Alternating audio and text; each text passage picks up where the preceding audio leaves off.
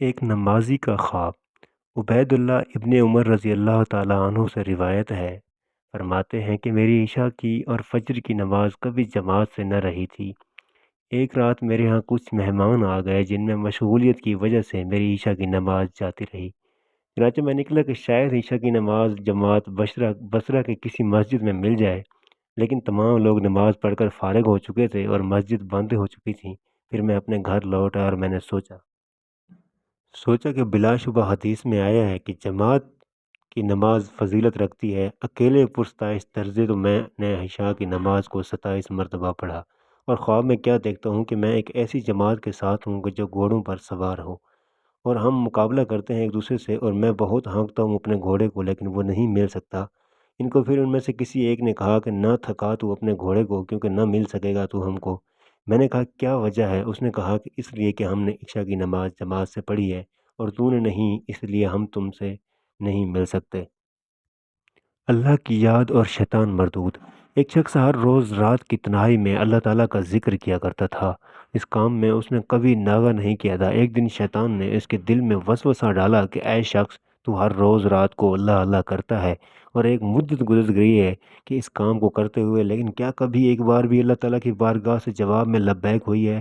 تو کس عاجزی اور انکساری سے اللہ کی ضربیں لگاتا ہے، لیکن بارگاہ خداوندی سے تجھے ایک جواب تک نہیں آیا۔ اس شخص کے دل میں اس سوال کا آنا تھا کہ وہ پریشان ہو گیا اور شکستہ خاطر ہو کر لیٹ گیا۔ خواب میں اسے حضرت خضر علیہ السلام کی زیارت ہوئی۔ آپ نے اس سے پوچھا، اے اللہ کے بندے، تو اللہ کے ذکر سے کیوں رک گیا؟ کہنے لگا، میں تو ہر روز اللہ اللہ کرتا تھا، لیکن جب میرے پاس لبیک نہیں آیا، اس لیے میں اس بات سے ڈر گیا کہ شاید میں اللہ تعالیٰ کی بارگاہ میں مردود ہوں۔ یہ سن کر حضرت خضر علیہ السلام نے فرمایا، اے محض، اللہ پاک نے مجھ سے فرمایا کہ جا میرے اس بندے سے کہہ دو کہ تیرا اللہ اللہ کرنا میرے ہی کرم کی وجہ ہے کہ میں نے تجھے اپنے کام میں نہیں لگا رکھا۔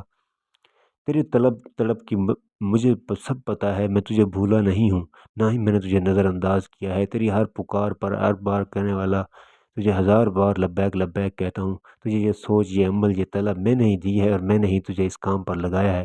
اصل میں تجھ سے زیادہ مجھ سے ہی تیرا اشتیاق و وثوق ہے۔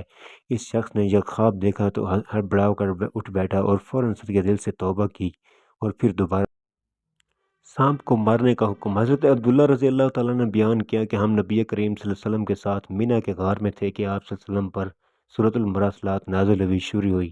پھر آپ صلی اللہ علیہ وسلم نے اس کی تلاوت کرنے لگے